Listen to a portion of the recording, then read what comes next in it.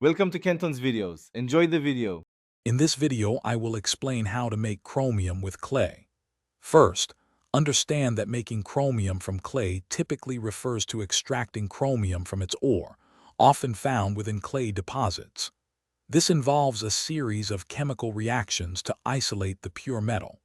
We'll cover the key stages, from initial preparation to the final reduction, providing a clear overview of this fascinating metallurgical process.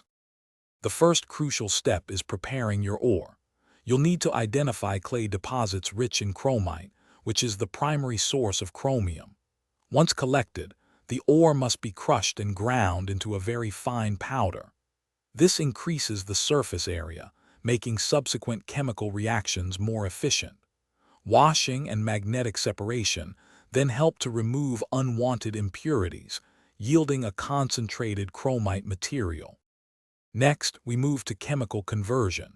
The concentrated chromite is typically roasted at high temperatures with reagents like soda ash and lime. This reaction transforms the insoluble chromite into soluble sodium chromate.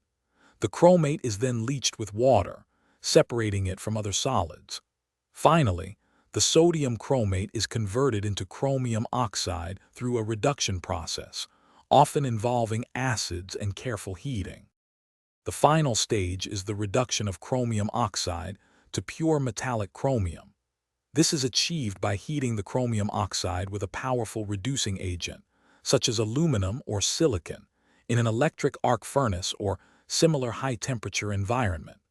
The reducing agent strips oxygen from the chromium oxide, leaving behind molten chromium metal. This raw chromium can then undergo further refining to achieve the desired purity for industrial applications. Thanks for watching. Consider subscribing if we helped you.